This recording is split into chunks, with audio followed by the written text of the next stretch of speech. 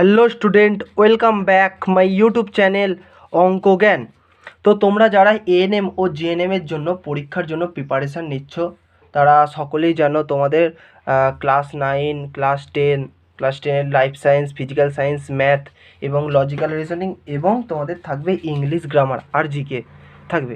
তার মধ্যে আজকে আমি তোমাদের তোমরা থাম্বনেল দেখে যেহেতু বুঝতে পারছো আজকে ক্লাস 9-এর তাপ থেকে আমি কিছু প্রশ্ন নিয়ে আলোচনা করব। তবে আজকের ভিডিওটা মেনলি অঙ্কের জন্য।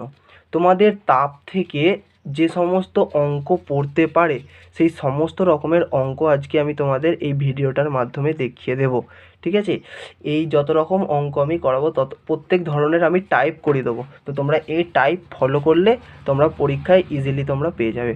তো চলো আগে কয়েকটা কোয়েশ্চেন আমরা দেখে নিই, তারপর আমরা ডাইরেক্ট অঙ্কতে চলে যাব।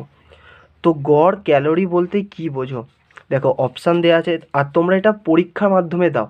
তোমরা কে কটা আনসার করতে পারছো সেটা আমাকে অবশ্যই কমেন্টে জানাবে, বুঝতে পেরেছো? আর আমার যে একটা হোয়াটসঅ্যাপ গ্রুপ ও টেলিগ্রাম চ্যানেল আছে, সেখানে যারা জয়েন্ট আছো তারা অবশ্যই আনসারগুলো করবে।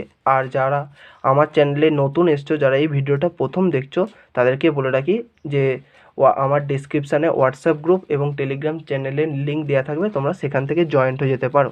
সেইখানে তোমাদের হোয়াটসঅ্যাপ গ্রুপেই না কি হয়, এই এএনএম ও জিএনএমের জন্য তোমাদের প্রিপারেশান দেওয়ার মতো কোয়েশ্চেন নিয়ে আলোচনা করা হয়। প্রত্যেক দিন সন্ধ্যে 7টা থেকে ক্লাস করানো হয়, সেখানে একটা চ্যাপ্টার নিয়ে আলোচনা করা হয়, ঠিক আছে? তো তোমরা জয়েন্ট হতে পারো। তো চলো শুরু করা যাক।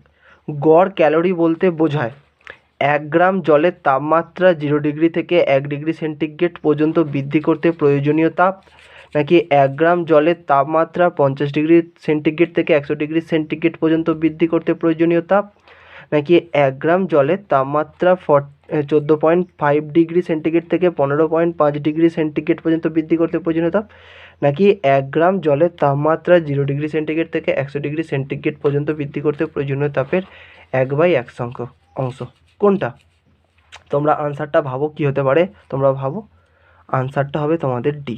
কারণ তোমরা যদি গড় ক্যালোরির সংজ্ঞাটা পড়ো, দেখো সংজ্ঞায় লেখা আছে 1 গ্রাম বিশুদ্ধ জলের উষ্ণতা 0 ডিগ্রি সেন্টিগ্রেড থেকে 100 ডিগ্রি সেন্টিগ্রেড করতে যে পরিমাণ তাপ লাগে তাকে 100 দিয়ে ভাগ করে যে পরিমাণ তাপ পাওয়া যায় তাকেই 1 গড় ক্যালোরি বলে। তো বোঝা গেল, দেখো সংজ্ঞা থেকেই আমরা এটা সুন্দরভাবে পেয়ে যাব। তোমরা যদি পারো তোমরা কমেন্টে লিখবে হ্যাঁ 1, তাহলে যোগ করবে। তারপর 2 নম্বরটা দেখো, এম ভরের একটি বস্তুর তাপমাত্রা টি বৃদ্ধি করতে এইচ পরিমাণ তাপের প্রয়োজন হলে এদের মধ্যে কোন রিলেশনটা তাহলে যাবে? আমরা সকলেই জানি এইচ সমান কি, এম এস টি। এসটি এখানে আপেক্ষিক তাপ, তাহলে আমাদের এখানে এইচ এমটির মধ্যে সম্পর্কটা বার করতে হবে। আমরা কি জানি এইচ সমানুপাতিক এমটি। ওকে, তো দেখো এখানের মধ্যে কোনটা যাবে? এখানের মধ্যে তোমাদের যাবে দেখো এই অপশান বি।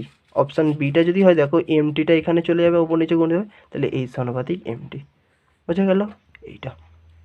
তোমরা যারা পেরেছো তারা খুব ভালো, আর যারা না পারে তারা দেখে নাও। তারপরে ক্যালোরি পার গ্রাম পার ডিগ্রি সেন্টিগ্রেড এককটি কোন রাশির একক? তোমরা সকলে জানো এটা হচ্ছে আপেক্ষিক তাপগ্রাহিতার একক। তারপরে নিচের কোন পদার্থের আপেক্ষিক তাপ সর্বোচ্চ? আপেক্ষিক তাপ সর্বোচ্চ হচ্ছে জলের। ওকে, তো তারপর দেখো নেক্সট, এখানে একটা অঙ্ক আছে, দেখো এই অঙ্কটা কি বলেছে। 10 গ্রাম ভরের একটি বস্তুর তাপগ্রাহিতা 8 ক্যালোরি পার ডিগ্রি সেন্টিগ্রেড হলে বস্তুটির উপাদানের আপেক্ষিক তাপ কত? তো দেখো আমাদের আপেক্ষিক তাপগ্রাহিতার সূত্র কি? আপেক্ষিক তাপগ্রাহিতার সূত্রটা দেখো কি।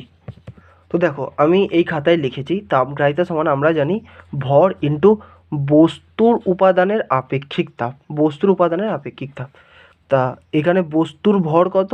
বস্তুর ভর আমরা দেখতে পাচ্ছি 10 গ্রাম, তাহলে 10 লিখলাম। আর বস্তুর উপাদানের আপেক্ষিক তাপ কত? আপেক্ষিক তাপটা আমাদের নির্ণয় করতে বলেছে, তাহলে আমরা এখানে এক্স ধরছি, ঠিক আছে? আর তাপগ্রাহিতা কত আমাদের দিয়ে দিয়েছে 8। তাহলে আমরা যদি এখান থেকে এক্সের মান বার করি, তাহলে এক্স সমান কী হতে পারে? এক্স সমান 8/10 সমান 0.8 হলো। তাহলে আনসার হয়ে যাবে আমাদের 0.8। তো এইটা হচ্ছে এক ধরনের টাইপ। এই সূত্রটা তোমরা মনে রাখবে যে তাপগ্রাহিতা সমান, তোমরা একটা খাতায় এই পরপর সূত্রগুলো তোমরা লিখতে থাকো, তাহলে তোমাদের সুবিধা হবে। এই যতগুলো আমি সূত্র করাবো এই সূত্রগুলো তোমরা যদি ভালো করে শিখে যাও, ব্যাস তোমরা সমস্ত অঙ্ক বেরিয়ে যাবে। এটা তোমরা 1 নম্বর সূত্রটা দিয়ে রাখতে পারো। পরপর এই 1, এখানে 2, 3 এবার করে পরপর করে সূত্রগুলো তোমরা লিখতে থাকবে যে তাপগ্রাহিতা সমান বস্তুর ভর ইন্টু বস্তুর উপাদানের আপেক্ষিক তাপ। বোঝা গেল? তো চলো নেক্সট। তামার আপেক্ষিক তাপ এত হলে 0.4 কেজি ভরের একটি তামার ক্যালোরিমিটারের জল সম কত হবে? Very good. তো এটাও একটা প্রশ্ন যে জল সম জিনিসটা কি। দেখো এখানে করাচ্ছি, দেখো। তো দেখো আমরা সূত্রটা লিখেছি ডব্লু সমান এমএস বাই এইচ ডব্লু বা ডব্লু সমান এইচ বাই টি। আমাদের এইটা এসছে এইচ সমান এই এমএসটি বাই টি থেকে, বুঝতে পারছো? এইচ সমান এমএসটি বাই টি। তো এটাও হতে পারে। তো মেন সূত্র হচ্ছে ডব্লু সমান এমএস বাই এইচ ডব্লু। তা এখানে ডব্লু হচ্ছে জল সম, এম হচ্ছে বস্তুর ভর, এস হচ্ছে বস্তুর উপাদানের আপেক্ষিক তাপ, আর এইচ ডব্লু হচ্ছে জলের আপেক্ষিক তাপ। তো দেখো এবার এইখানে আমাদের কোয়েশ্চেনটা কি বলেছে। আমাদের এখানে কোয়েশ্চেনটা বলেছে তামার আপেক্ষিক তাপ, মানে আমাদের এখানে এস বলে দিয়েছে। এস তাহলে কত বলে দিয়েছে, এখানে আমাদের আপেক্ষিক তাপ হচ্ছে 0.1 হলো। আর আমাদের জানি জলের আপেক্ষিক তাপ সিজিএস পদ্ধতিতে 1, বোঝা গেল? আর এসআইতে 4200 জুল। ঠিক আছে? তো দেখো এবার বস্তুর ভর বলে দিয়েছে, দেখো 0.4 কেজি, 0.4 কেজি। তো এটাকে যদি আমরা গ্রামে নিয়ে আসি তাহলে ওটা আমাদের 400 গ্রাম হবে, হলো। ঠিক আছে? এবার এখান থেকে আমাদের কী বার করতে হবে, জল সম। আমাদের জল সম বার করে দিয়েছে যে জল সম কত হবে। তো দেখো আমরা তাহলে এখান থেকে খুব সুন্দরভাবে বার করে নিতে পারি ডব্লু সমান এমএস বাই এস ডব্লু। তাহলে এখানে এম কত, 400 গ্রাম, সব সিজিএস পদ্ধতিতে আমরা করে নিয়েছি। এস সমান 0.1, এস আর সিজিএস পদ্ধতিতে এস ডব্লুর মান হচ্ছে 1। তাহলে আমাদের হয়ে গেল 40 গ্রাম থেকে কাটাকুটি করে, তাহলে আমাদের জল সম হয়ে গেল 40 গ্রাম। তাহলে আনসার হয়ে যাবে আমাদের 40 গ্রাম। তো তোমরা এই সূত্রটাও এটা লিখে নেবে। এটাও একটা সূত্র যে জল সম সমান বস্তুর ভর জল সম সমান হচ্ছে বস্তুর ভর ইন্টু বস্তুর আপেক্ষিক তাপ বাই জলের আপেক্ষিক তাপ। এইটা একটা সূত্র। তোমরা 2 নম্বর সূত্রটা এটা লিখে নেবে পরপর করে তোমরা, তাহলে তোমাদের সুবিধা হবে। ঠিক আছে? তো চলো 3 নম্বর। তারপরে দেখো কি বলেছে, জলের আপেক্ষিক তাপ অন্যান্য কঠিন ও তরলের চেয়ে বেশি হওয়ার ফলে কি হয়? আমাদের জল দ্রুত গরম হয় কিন্তু ঠান্ডা হয় ধীরে ধীরে, না জল দ্রুত ঠান্ডা হয় কিন্তু গরম হয় ধীরে ধীরে, না জল গরম ও ঠান্ডা হয় ধীরে ধীরে, জল গরম বা ঠান্ডা হয় দ্রুত। কোনটা বলো তোমরা, অপশান কোনটা হবে? হ্যাঁ, এটার অপশান হবে তোমাদের সি, জল গরমও হয় ধীরে ধীরে আবার জল ঠান্ডাও হয় ধীরে ধীরে। বুঝতে পেরেছো? তার এর পরের কোশ্চেনটা দেখো, তাহলে তোমাদের খুব ক্লিয়ার হয়ে যাবে। দেখো পরের কোশ্চেনটা বলছে গাড়ির ইঞ্জিন ঠান্ডা রাখার জন্য রেডিয়েটারে জল ব্যবহার করা হয় কারণ এই জলের আপেক্ষিক তাপ সবথেকে বেশি বলে। বুঝতে পেরেছো? এবার চলো আমাদের এবার মেন হচ্ছে আমাদের অঙ্ক। এবার শুধুই অঙ্ক হবে। বুঝতে পেরেছো? তো আপাতত দু ধরনের টাইপ আমরা দেখিয়ে দিয়েছি। এবার আমাদের চলো নেক্সট, এরপর পরবর্তী অঙ্কগুলো আমরা চেষ্টা করি। দেখো তোমরা আগে করতে পারছো কি দেখে নাও। তো ভিডিওটা পজ করে তোমরা প্রথম অঙ্কটা যে 9 দাগের অঙ্কটা আছে তোমরা পড়ে তোমরা করার চেষ্টা করো। করতে পারলে তো তারপর ভিডিওটা দেখে মিলিয়ে নাও যে ঠিক হয়েছে কিনা, আর যদি না পারো তো আমি তো বলেই দিচ্ছি, তোমরা সেখান থেকে দেখে নাও। তো দেখো আমি করাচ্ছি, দেখে নাও। 100 গ্রাম ভরের একটি প্লাটিনাম খণ্ডককে 20 ডিগ্রি সেন্টিগ্রেড থেকে 70 ডিগ্রি সেন্টিগ্রেড পর্যন্ত উত্তপ্ত করতে কত তাপ লাগবে? আর বলে দেওয়া আছে প্লাটিনামের আপেক্ষিক তাপ 0.03 ক্যালোরি পার গ্রাম পার ডিগ্রি সেন্টিগ্রেড। তো এখানে কত তাপ লাগবে বলেছে। তো আমাদের তাপের সূত্র আমরা সকলেই জানি। তো দেখো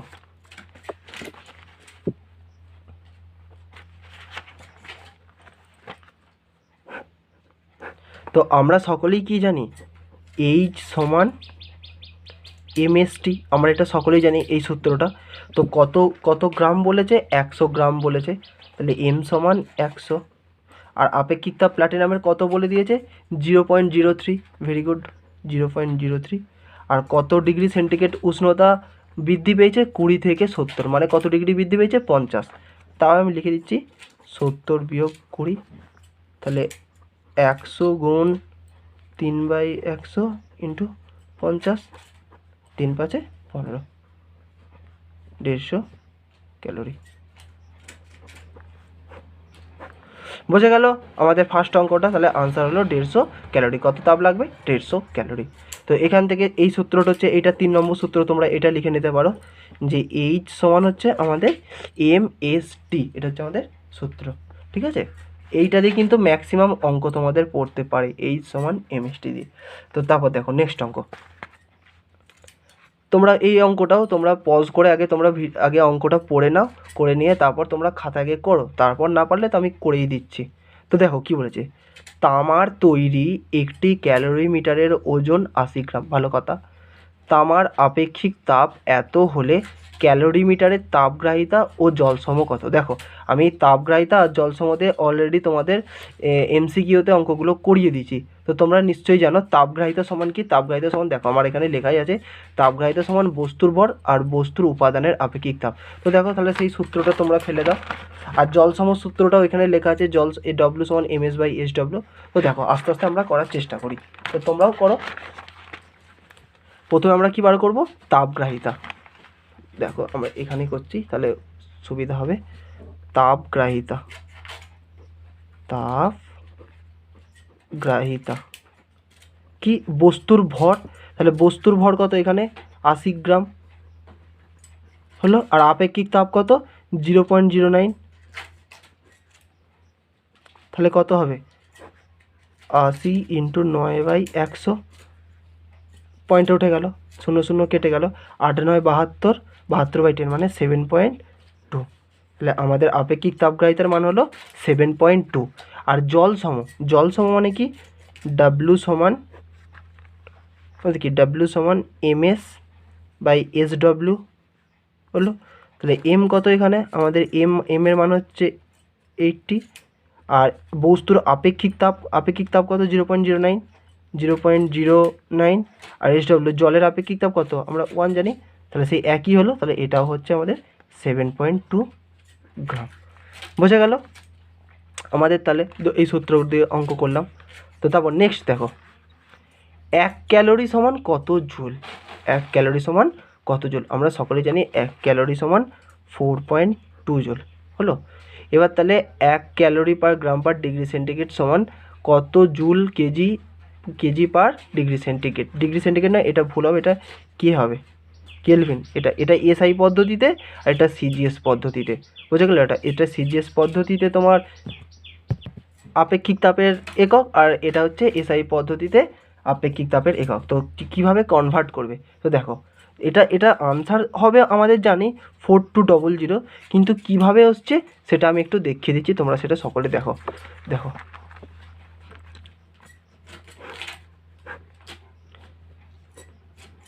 দেখে নাও, 1 ক্যালোরি পার গ্রাম পার ডিগ্রি সেন্টিগ্রেড সমান আমরা কি লিখতে পারি? 1 calorie per 1 gram into 1 degree centigrade, আমরা এটা লিখতে পারি। তো দেখো 1 ক্যালোরি সমান আমি এর আগেরটাতেই লিখলাম, 1 ক্যালোরি সমান কত জুল? 4.2 জুল, 4.2 জুল হলো। আর 1 গ্রাম সমান তাহলে কত কেজি? 10 cube KG.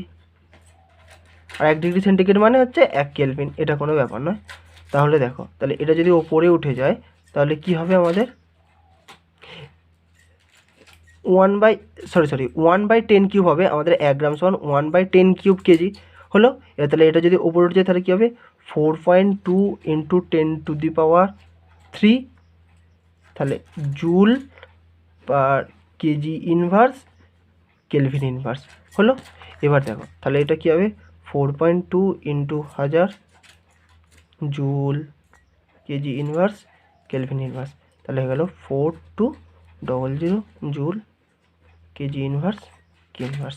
বোঝা গেল আমাদের কিভাবে এলো সেটা আমরা একটু দেখিয়ে দিলাম। বোঝা গেল? এটা একটা অঙ্ক প্রসেস, তোমরা ভেবে নিতে পারো।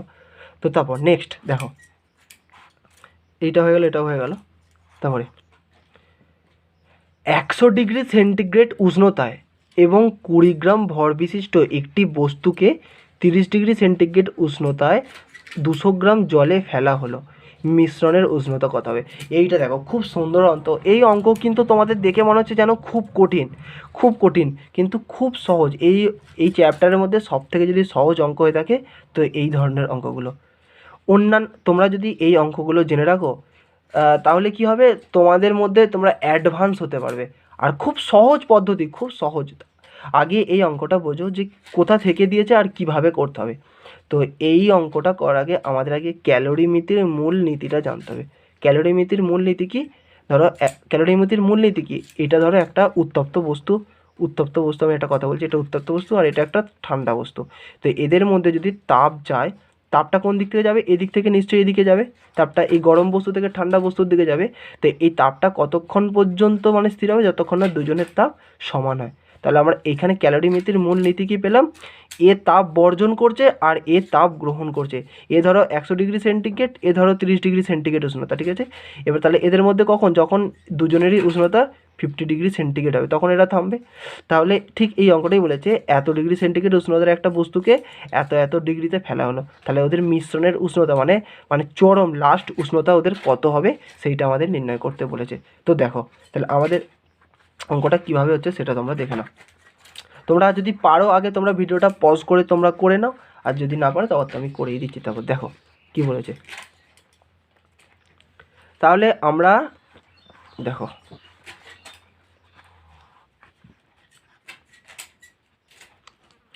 তাহলে কী হবে? এত ডিগ্রি সেন্টিগ্রেড উষ্ণতা, এত গ্রাম ভর বিশিষ্ট এত। তাহলে আমাদের বস্তু দ্বারা তাপ কী হচ্ছে? বর্জন হচ্ছে। এত ডিগ্রি বস্তু দ্বারা কি এত ডিগ্রি থেকে তো কমবে নিশ্চয়ই তাপটা। এই কী হচ্ছে? তাপটা এই জলের দিকে চলে আসছে। তাহলে বস্তু দ্বারা তাপ বর্জন, বর্জনের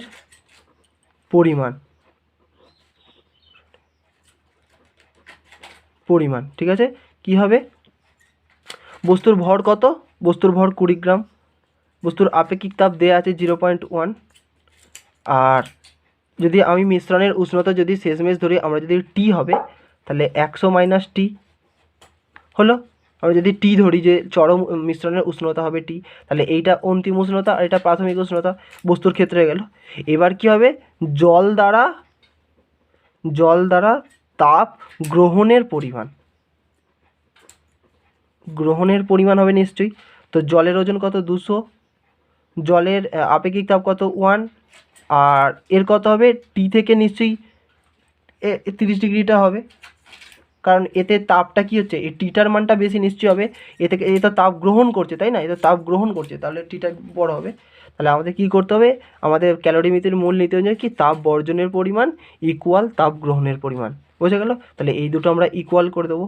তাহলে 20 × 0.1 × 100 মাইনাস টি ইকুয়াল 200 × টি মাইনাস 30। এখান থেকে আমাদের টি এর মানটা বার করে নিতে হবে। তো দেখো আমরা এখান থেকে করে দিলাম, তাহলে 0 0 কেটে গেল, 2 দিয়ে এখানে 100 হয়ে গেল। তাহলে এখানে পড়ে রয়েছে 100 মাইনাস টি সমান 100 টি ইন্টু 3000। তো এইখান থেকে তাহলে চলো টিটা যদি আমি এদিকে নিয়ে চলে আসি, তাহলে 101 টি সমান, এবার এটা যদি এদিকে চলে আসে তাহলে 3100। তো এখান থেকে টি এর মানটা আমাদের বার করতে হবে। তো আমাদের এটা বার করলে দেখতে হবে 30.7 ডিগ্রি সেন্টিগ্রেড আসছে। বোঝা গেল? আমাদের এই মানটা আসবে। তো তারপর নেক্সট দেখো কি বলেছে? এসআই ও সিজিএস পদ্ধতিতে জে এর মান লেখো। তো এই যেটাকে কি বলা হয়? যান্ত্রিক তুল্যাঙ্ক, তাই তো? এই জে কে বলা হয় যান্ত্রিক তুল্যাঙ্ক। তো এসআই ও সিজিএস পদ্ধতিতে এর মানগুলো লেখো। এই মানগুলো আমি এই জন্যই কোশ্চেনে দিয়েছি, অঙ্কগুলোর ক্ষেত্রে এখানে আমাদের খুব প্রয়োজন হবে, তাই আমি মানগুলো দিচ্ছি। তো মানগুলো তোমরা বলো কি হবে?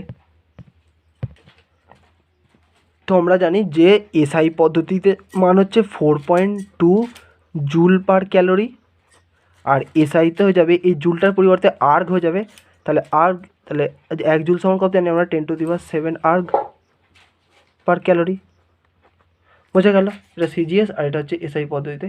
তো এবার দেখো এবার অঙ্কটা দেখো, এখানে এই একটা অঙ্কর নিয়ম, 10 ক্যালোরি তাপ উৎপন্ন করতে কৃতকার্যের পরিমাণ কত হবে। মানে বলেছে 10 ক্যালোরি তাপ উৎপন্ন করতে কৃতকার্যের পরিমাণ কত হবে, বোঝা গেল? তো দেখো আমাদের আমাদের সূত্রটা কি, আমাদের সূত্রটা হচ্ছে এটাই যে W সমান JH। আমাদের সূত্র হচ্ছে W সমান JH। এটা তোমরা সূত্রটা এখানে লিখে নেবে, এটা 4 না 5 নম্বর সূত্র, 5 নম্বর সূত্র তোমরা লিখে নেবে। তো দেখো এবার আমাদের বলছে কৃতকার্যের পরিমাণ কত হবে। যদি 10, আমাদের যান্ত্রিক তুল্যাঙ্কের মান কত আমাদের এতে, এটা কি বলেছে, আমাদের জানি তাপের যান্ত্রিক তুল্যাঙ্কের মান 4.2, আর কত তাপ উৎপন্ন করতে হবে 10। তাহলে আমরা W সমান লিখে দেবো কৃতকার্য কতটা লাগবে, জুলটা লাগবে। তাহলে আমাদের এইটা হয়ে গেল 42 জুল। আমাদের 42 জুল কৃতকার্য করতে হবে, তবে আমাদের 10 জুল আমরা তাপ উৎপন্ন করতে পারবো, 10 ক্যালোরি তাপ উৎপন্ন করতে পারবো, বোঝা গেল? তারপর দেখো নেক্সট খুব গুরুত্বপূর্ণ একটা অঙ্ক, একটি অমসৃণ অনুভূমিক তলের ওপর দিয়ে একটি বস্তুকে 10 মিটার টেনে নিয়ে যাওয়া হলে কত তাপ উৎপন্ন হবে। এখানে প্রদত্ত ঘর্ষণজনিত বাধা হচ্ছে 42 নিউটন। তো আমাদের এখানে কী বার করতে হবে, তাপ। তো আগে আমাদের সূত্রটা কি দেখলাম, আমরা সূত্রটা দেখলাম W সমান JH। তো এখানে আমাদের কি বার করতে হবে, H বার করতে হবে। H তার মানে আমাদের W/J এইটা ফর্মটা আনতে হবে। আর আমরা J এর মান জানি 4.2, আমরা জানি 4.2।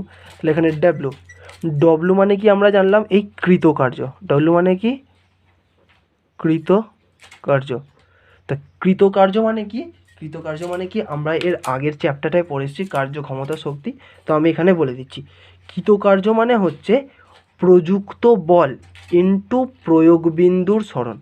মানে তুমি একটা বস্তুর ওপর বল প্রয়োগ করছো এবং সেই বলটার ফলে যদি সেই বস্তুটা সরণ ঘটে তাহলে আমরা বলতে পারবো কৃতকার্য হয়েছে। কেননা ধরো তুমি একটা একটা পেন, এই ধরো এই পেনটাকে একটা বল প্রয়োগ করছো, যার ফলে পেনটা কী হলে এইখান থেকে এত দূর সরেছে, মানে এতটা সরণ ঘটেছে। তাহলে কৃতকার্য কত হয়েছে, আমি যতটা বল প্রয়োগ করলাম এবং এই সরণের গুণফলটা। এবার ধরো তুমি একটা দেওয়ালকে ঠেলছো, একটা জোর ঠেলছো দেওয়ালকে, কিন্তু সে কি কোনো সরণ করলো না, এক্ষেত্রে কৃতকার্য হলো তোমার 0। ঠিক আছে, তার মানে এখানে কৃতকার্য কত হয়েছে, আমাদের প্রযুক্ত বল কত, আমাদের ঘর্ষণজনিত বাধা বল দিয়ে দিয়েছে দেখো 42, আর কত মিটার গেছে 10 মিটার। তাহলে আমাদের কৃতকার্য হবে 42 × 10, বুঝে গেল? আমাদের 10টা নিচে, তাহলে ওপরে 10টা উঠে যাবে, তাহলে 42 কেটে গেল, তাহলে 100, তাহলে 100 ক্যালোরি তাপ উৎপন্ন হবে, বোঝা গেল? তো নেক্সট, তো তোমরা স্ক্রিনে দেখো প্রশ্নটা দেখতে পাচ্ছ, ঘনত্বের অনুপাত 3:10 এবং আপেক্ষিক তাপের অনুপাত 7:3, এদের একক আয়তনে তাপগ্রাহিতার অনুপাত কত। আবার এদের আয়তনের অনুপাত যদি 1:2 হলে তাহলে তাপগ্রাহিতার অনুপাত কত। তো দেখো এখানে আমাদের ফার্স্ট চেয়েছে যে একক আয়তনে তাপগ্রাহিতার অনুপাত কত। তো আমরা জানি এবার দেখো অঙ্কটা, তো আমরা তাপগ্রাহিতা সমান জানি তাপগ্রাহিতা ভর ইন্টু বস্তুর আপেক্ষিক তাপ।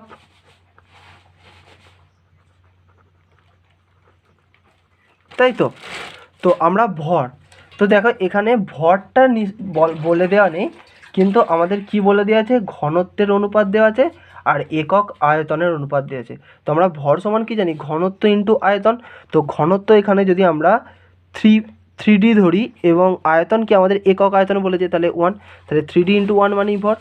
আর বস্তুর আপেক্ষিক তাপের অনুপাত দেখো দেওয়া আছে 7:3, তাহলে আমরা যদি আপেক্ষিক 7s ধরে নিই তাহলে আমাদের হয়ে গেল 3 × 7 = 21 DS তাপগ্রাহিতা। ঠিক আছে, এইটা আমাদের হলো 21 DS তাপগ্রাহিতা। এবার আমাদের যদি দ্বিতীয়টার ক্ষেত্রে তাপগ্রাহিতার মান দেখা হয়, দ্বিতীয়টার ক্ষেত্রে তাপগ্রাহিতার মানটা তাহলে কত হবে, আমাদের ঘনত্ব কত 10 আর আয়তন হচ্ছে 1, এটা আমরা 10D ইন্টু 1। আর বস্তুর আপেক্ষিক তাপের অনুপাত কত দেওয়া আছে তোমাদের? দেওয়া আছে 7:3। তাহলে এখানে 3s হবে। তাহলে আনসার হয়ে গেল এটা 30 ds। এবার তাহলে আমাদের অনুপাত কী হবে? অনুপাত হবে 21ds/30ds। তাহলে 3 7 21, 3 10 30। তাহলে আমাদের আনসার হয়ে যাবে 7:10। আমাদের আনসার হয়ে গেল 7:10। এবার দেখো নেক্সট পার্টে কী বলেছে, এদের যদি আয়তনের অনুপাত 1:10 হয়, তা 1:2 হয়, তাহলে তাপগ্রাহিতার অনুপাত কত হবে? তো প্রথমটার ক্ষেত্রে তাপগ্রাহিতার অনুপাত তাহলে কী হবে? প্রথম তাপগ্রাহিতা, ঠিক আছে, টি লিখছি, T1 তাপগ্রাহিতা, T1 ফর তাপগ্রাহিতা। তাহলে ভর কি? ঘনত্ব ইন্টু আয়তন। তো ঘনত্ব আমাদের কত দেওয়া আছে? 3, আর আয়তন হচ্ছে 1, আর ইস টু গুণ আপেক্ষিক তাপ কত? আমাদের আপেক্ষিক তাপ হচ্ছে 7s। আর টি টুর ক্ষেত্রে কী হবে? আমাদের ঘনত্ব হচ্ছে 10 আর আয়তন হচ্ছে 2, আর তোমাদের আপেক্ষিক তাপ কত হচ্ছে? আপেক্ষিক তাপ হচ্ছে তোমাদের 3s। তাহলে T1 ইস টু যদি T2 করা, তাহলে 3 7 21s ইস টু 3 দুগুণে 6, 3 20 দুগুণে 10 দুগুণে 20, 30 দুগুণে 60, 60s। তাহলে আমাদের আনসার যাবে 3 7 21 আর 3 20 60, 7:20। বোঝা গেল আমাদের এই অঙ্কটা হলো। তো নেক্সট দেখো স্ক্রিনে প্রশ্নটা এসছে, দুটি তরলের ভরের অনুপাত 3:4, আপেক্ষিক তাপের অনুপাত 2:3 এবং এদের উষ্ণতা যথাক্রমে এত 60°C এবং 30°C। তাহলে এদের মিশ্রণের চূড়ান্ত উষ্ণতা কত হবে? মানে বলতে চাই যে প্রথম বস্তুটার উষ্ণতা 60°, ওই বস্তুটাকে কি করা হলো? একটা ঠান্ডা বস্তুতে ফেলে দেওয়া হলো, তার ফলে তাদের চূড়ান্ত উষ্ণতা কত হবে সেটা আমাদের বার করতে বলেছে। ঠিক সেম আমাদের ক্যালোরিমিতির মূল নীতি অনুযায়ী। তো আমরা যদি প্রথমটার ক্ষেত্রে তাহলে বর্জিত তাপ নির্ণয় করি, বর্জিত তাপের পরিমাণ,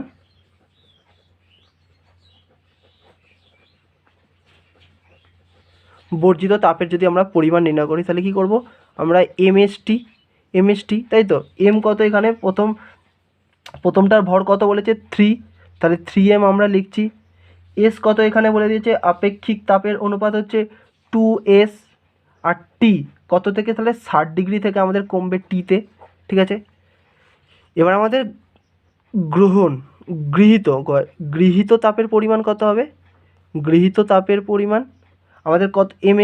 এমএসটি দিয়ে হবে।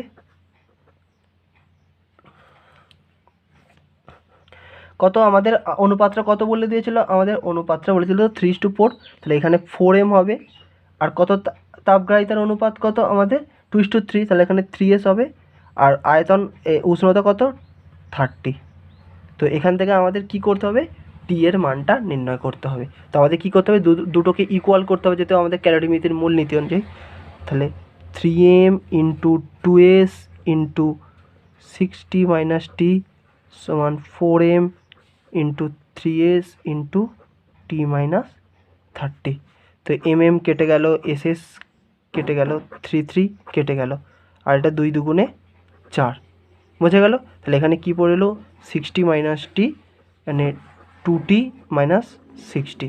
তো আমরা যদি টিটাকে এবার এদিকে নিয়ে আসি, এবার 60টাকে এদিকে নিয়ে আসি, তাহলে 3t সমান 120, অর্থাৎ টি সমান 40°C। তাহলে আমাদের মিশ্রণের চূড়ান্ত উষ্ণতা হবে 40°C। তো ভিডিওটা এই পর্যন্তই। তোমরা কে কটা আনসার করতে পেরেছো সেটা আমাকে অবশ্যই কমেন্টে জানাবে। আর ভিডিওটা যদি বুঝতে না পারো আমাকে তাও কমেন্টে করবে যে দাদা আমি এই অঙ্কটা বুঝতে পারিনি। তাহলে আমি তোমাদের পরবর্তী ভিডিওতে আমি তোমাদের ভালো করে বুঝিয়ে দেওয়ার চেষ্টা করব। আর তোমরা যদি আমার হোয়াটসঅ্যাপ গ্রুপে জয়েন্ট হয়ে যাও, তাহলে আমি তো গ্রুপেই তাহলে তোমাদের ভালো করে বুঝিয়ে দেবো ক্লাসে। বুঝতে পেরেছো? আর যে ভিডিওটা যদি ভালো লেগে থাকে তাহলে একটা লাইক আর বন্ধুদের মাঝে প্রচুর পরিমাণে শেয়ার করো। তো দেখা হচ্ছে পরের video. Have a nice day.